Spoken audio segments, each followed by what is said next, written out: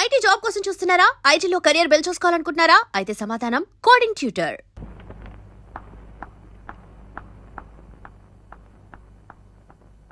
ఆగు. ఎదిరించి ఉద్యోగం చేసినా ఏమీ చేయలేను నాన్న. ఎవరితోనూ తైతక్కలాడితే మాత్రం ఏం చేస్తాడనుకుంటున్నావా? ఇప్పుడే చెబుతున్నాను, నా ఇష్టం లేకుండా నువ్వు వీళ్ళు కదలడానికి వీల్లేదు. అత్యుష్టమూర్తి గారితో నువ్వు తిరగడానికి వీల్లేదు. జంతువులే బానిసత్వానికి అంగీకరించిన ఈ దేశంలో వ్యక్తి బానిసత్వానికి నేను ఒప్పుకోను. నా పరువు తీస్తావా? మీ పరువు ఉందని మీరు చెప్పుంటే సరిపోతుందా? 4 రోడ్ల మధ్య నిలబడి నా పేరు ఇదని మీరు గట్టిగా కేకండి, మీకు ఎంత పరువు ఉందో తెలిసిపోతుంది. అనవసరంగా ఆవేశపడకండి. మన ఇద్దరి మధ్య కాగితం పడవలా ప్రయాణిస్తున్న రక్త సంబంధాన్ని నాశనం చేయకండి. వాడెవడో నీకు తెలుసా? నాకు శత్రువే, అనుక్షణం నన్ను ఆతున్నవాడు. దుర్మార్గాన్ని అంతం చేయాలని చూసి ఆ గుణమే నాకు నచ్చింది. అందుకే అతనితో చేకెళ్ళిపోయాను.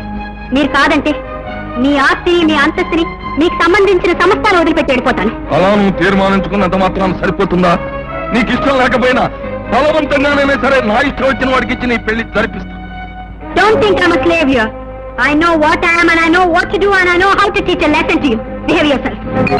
నీకు మానాత్మానాలు లేవు, సిగ్గు లేదు, వెళ్ళి బురదగుంట్లో పడి తావు అని ఆవిడ అన్నారండి. ఆ మాట అమ్మాయి అందా నువ్వు తర్జుమాలు? రాజభాష నుంచి రాష్ట్ర భాషలోకి వచ్చేసరికి మాత్రం డిఫరెన్స్ ఉంటుందండి. డిఫరెన్స్ ఉంటే పర్వాలేదు, తేడా ఉంటే మాత్రం నేను ఒప్పుకోను.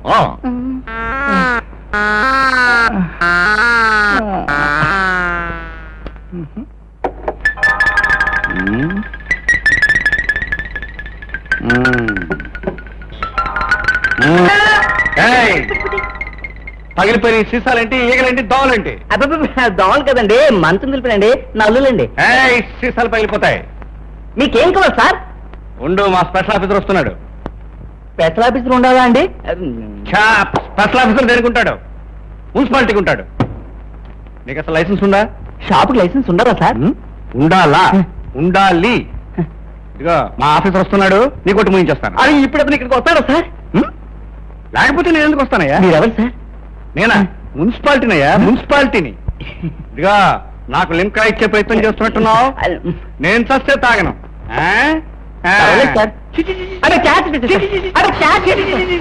ఏమిటో మొహమాట పెట్టేస్తున్నావు. రూల్స్ ప్రకారం తీసుకోకూడదు, అయినా నువ్వు ఇస్తున్నావు కానీ తీసుకుంటున్నాను. పర్వాలేదు, తాగండి సార్.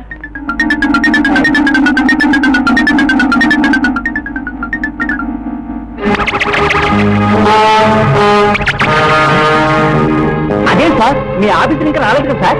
రాకపోవడం ఏంటయ్యా, ఆవిడే మా ఆఫీసరు. దారితో వెళ్ళిపోతున్నట్టుంది, వెళ్ళి తీసుకొస్తాను. దారిలోనే సర్దుబాటు చేసేయండి సార్.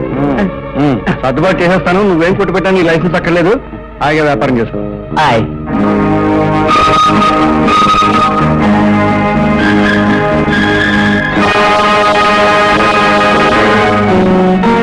హలో, ఏంటి పంతులమ్మ గారు పొద్దున్న ఇటు వచ్చేసారు, స్కూల్కి వెళ్ళలేదా?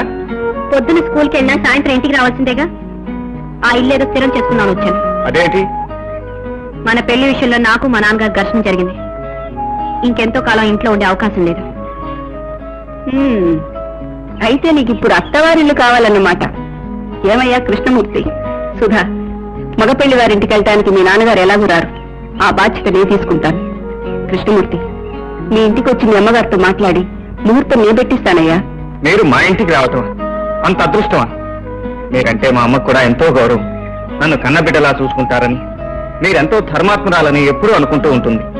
మా ఇంటికి మీరు వస్తే అమ్మ ఎంత సంతోషిస్తుందో. అమ్మ రాజమ్మ, నీ సంగతి తెలుస్తాను. ఇదే మా ఇల్లు, రండి.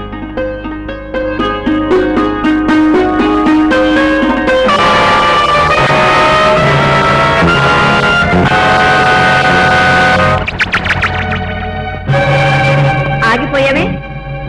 ధైర్యం ఉంటే లోపలికి అడుగు పెట్టు.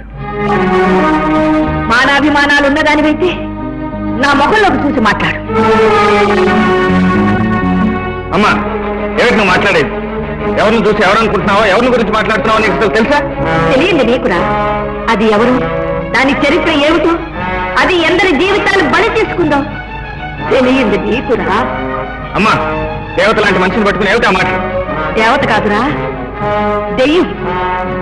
కావాలంటే ఎదురుగానే ఉందిగా, నోరెత్తి చెప్పబడు. రజనీదేవి గారు, ఎంతసేపు అలా మౌనంగా నుంచుంటారు? నా కుటుంబానికి మీకు సంబంధం ఏంటి? వాళ్ళు అలా మాట్లాడటానికి అర్థం ఏంటి? చెప్పండి ప్లీజ్. ఏమని చెప్తుందిరా? అది పతితనని చెప్తుందా, హంతకురాలని చెప్తుందా? ఏమని చెప్తుంది? ఆ దుర్మార్గురాలకి నా ముందు నిలబడి నోరు తెరిచే అర్హత ఉందా అని. ఇంతసేపు నా ముందు నిలబడటమే అది చేసిన ధైర్యం. దగ్గరే రజనీదేవి గారు, మీలాంటి వాళ్ళ దగ్గర నాలాంటి వాడు పనిచేయటం మహాపాపం.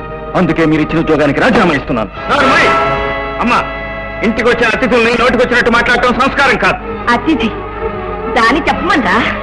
మీ ఇంటికి అతిథిగా వచ్చాను, నన్ను లోపలికి ఆహ్వానం. ఎవరూ మాట్లాడకండి. నిన్న అబద్ధమని మీ నోటితో మీరే చెప్పాలి.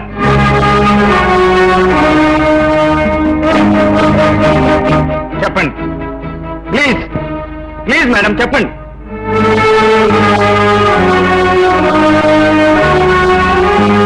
పతితనని చెబుతుందా, హంతకురాలని చెబుతుందా?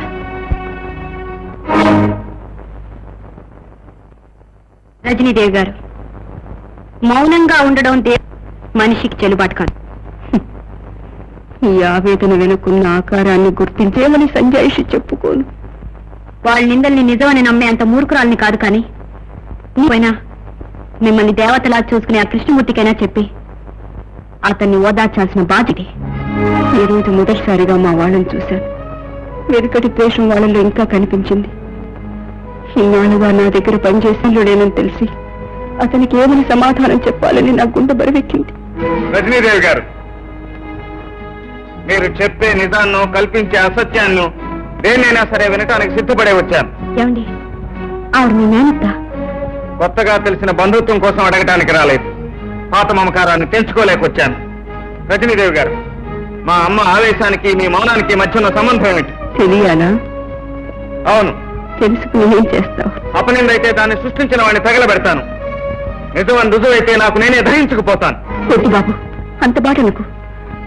నీకు చెప్తాను. ఒకనాడు అయిన వాడికి చెప్తే అపహాస్యం చేసిన కథను, న్యాయస్థానానికి చెబితే అబద్ధమని కొట్టివేసిన కథను నీకు మళ్ళీ చెప్తాను. నిజమని నమ్మగలిగితే విని తీర్పు చెప్పు.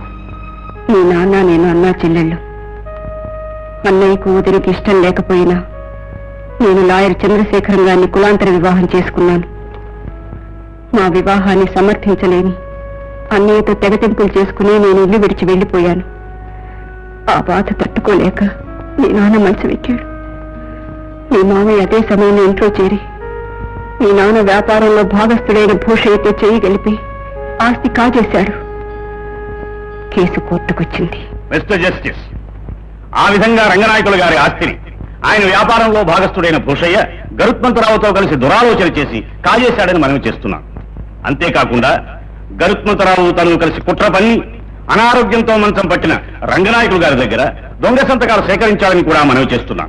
దానికి సంబంధించిన డాక్యుమెంట్స్ అన్ని సాక్ష్యాధారాలతో సహా త్వరలోనే కోర్టు వారికి సమర్పించుకుంటాం. కనుక నమ్మక ద్రోహం చేసిన గరుత్మంతరావుకి, ఆస్తి కాజేసిన భూషయ్యకి కఠిన శిక్ష విధించవలసిందిగా కోరుతున్నాను. ఎక్కడికి వెళ్ళావా? మీరు కేసులో గెలవాలని మొక్కుకుని వచ్చాను. అంటే రేపు నీ కేసు గెలిచిన తర్వాత నేను గెలిచినట్ట, నీ దేవుడు గెలిచినట్ట? నేను నమ్ముకున్న దేవి నా దేవుణ్ణి గెలిపించిన. మొత్తానికి లాయర్ భార్య అయినందుకు నువ్వు మెడికల్ తిప్పి మాట్లాడడం నేర్చుకున్నావా? రావయ్య, అమ్మా, దేవుని గుళ్ళో అర్చన చేయించాను, వెళ్ళి తీసుకురా. తమరిద్దరికి భోజనం వడ్డించి అరవాలేరా? మీ అమ్మగారు మూడు కన్నం వడ్డిస్తే కరిగిపోదు. ఏమండి, మీరు కేసులో గెలిచి తీరాలండి. అన్నయ్యకి మన పెళ్లి ఇష్టం లేకపోయినా నా వాటా ఆస్తి అమ్మి ఫిక్స్డ్ డిపాజిట్ లో వేసి పంపాడు. అలాంటి వ్యక్తిని ఇలాంటి వాళ్ళు నాశనం చేస్తుంటే చూస్తే ఎలా ఊరుకోవడం చెప్పండి. అందుకే కదటోయ్ నేను కావాలని నీ కేసు టేకప్ చేశాను. చూడు, నిన్ను నా ఇంటికి తీసుకొచ్చేటప్పుడు లక్ష్మీదేవిని పోగొట్టుకున్నట్టుగా మీ అన్నయ్య బాధపడ్డాడు. ఇప్పుడు ఈ కేసు గెలిచి ఆ లక్ష్మీదేవిని ఆ ఇంట్లో అప్పగించి మరీ వస్తాడు. లాయర్ గారు, ఏమిటో వర్మ, వెళ్ళేందుకు తీసుకొచ్చావు? మిమ్మల్ని కలిసి ఏదో లావాదేవీలు చేసుకుంటానంటే తీసుకొచ్చాను. ఇలా నిలబడి మాట్లాడుకుంటే ఏం బాగుంటుంది సార్? అలా పక్కకి వెళ్ళి కూర్చొని వివరంగా మాట్లాడుకుందాం రండి. అక్కర్లేదు, చెప్పండి. తామరు అలా కసుగుసమంటే మేమేం చెప్పగలం? నువ్వు ఆగురుడా, నేను మాట్లాడతాగా. లీడర్ గారు, తమరు ఈ కేసు వదులుకోవాలని చెప్పాలని వచ్చామండి. వదులుకోండి. నేను వదులుకుంటే మరొక న్యాయవాది వాదిస్తాడు. పొరపాటు లాయర్ గారు. ఈ దేశంలో చట్టం, న్యాయం, డిగ్రీలు, పెళ్లి కొడుకులు, ఆడవాళ్లు అంతా అమ్ముడు పడిపోయేసరికి కాకపోతే మిమ్మల్ని ఖరీదు చేయడానికి బావామరుదుల బంధుత్వం అడ్డొస్తుంది. అందుకే మిమ్మల్ని కొల్లాక ఈ రూట్ లో వచ్చామండి. మీ పిచ్చి పిచ్చి ప్రయత్నాలు మానేసి తిరిగి వెళ్ళిపోండి. వెళ్ళిపోతాం లాయర్ గారు, కానీ ఒక్కటే షరతు. ఎన్నాళ్ల నుంచి మీరు సేకరించిన సాక్ష్యాధారాల తాలూకు ఫైలు మాకు ఇచ్చేయండి. పైగా ఈ కేసు మీరు విరమించుకున్నట్టు ఒక్క ముక్క రాసివ్వండి. వెళ్ళిపోతాం. లేకపోతే లేకపోతే బ్రహ్మదేవుడు మీ నుదుటి మీద రాసిన నిండు నూరేళ్ల జీవితాన్ని మేము చేర్పేస్తాం. ఒరేయ్, మా అన్నయ్యకి చేసిన అన్యాయం చాలక ఇక్కడ దౌర్జన్యం చేయడానికి వచ్చారా? మేము దౌర్జన్యం చేయడానికి రాలేదు రాజమ్మ, రాయబారం చేయడానికి వచ్చాం. మేం చెప్పినట్టు నీ మగుని ఒక్క ముక్క రాసిమ్మను, శాంతమూర్తుల్లా వెళ్ళిపోతాం. నా కంఠంలో ప్రాణం ఉండగా రాసివ్వను. అంతే కదా, దాన్ని తీసేస్తాం.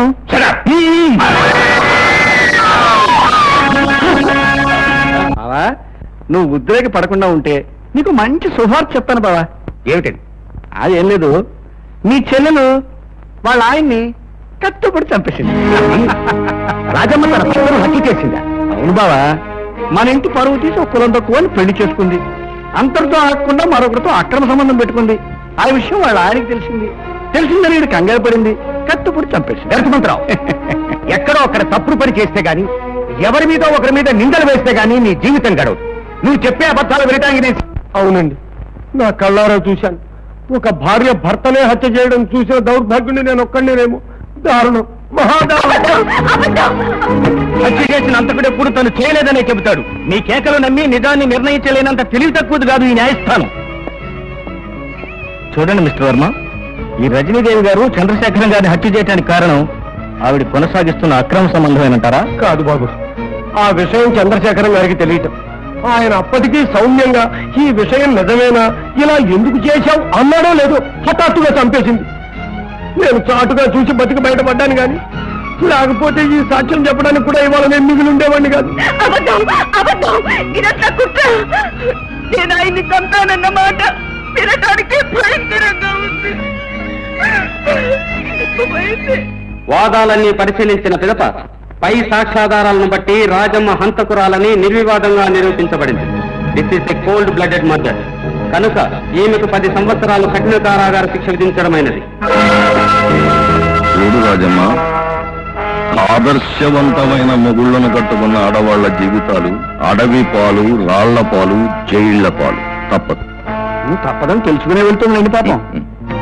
భూషయ్య, నువ్వు చంపింది నా భర్తని కాదు, కోర్టులోని న్యాయాన్ని కాదు, నాలోని ఆడి మనసుని.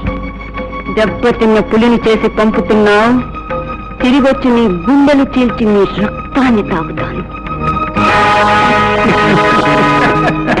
చూడు బావా, ఆ రోజు రాజమ్మ కొలటని చెప్తే నా మీద విరుచుకుపడ్డావు. నువ్వు నమ్మకపోయినా న్యాయస్థానం నీ చెల్లెలు మగును చంపిందని నమ్మింది, శిక్ష వేసింది. ఎంతకన్నా ఏం కావాలి మన కుటుంబానికి పరువు తక్కువ. రాజమ్మ, బ్రతికుండగానే నాకు నరకం చూపిస్తావు అనుకోలేదు. నా వంశ గౌరవాన్ని మంట కలిపావు, నా పరువు ప్రతిష్టల్ని నాశనం చేశావు. నువ్వు అంతకి ఉద్రేకపడకండి.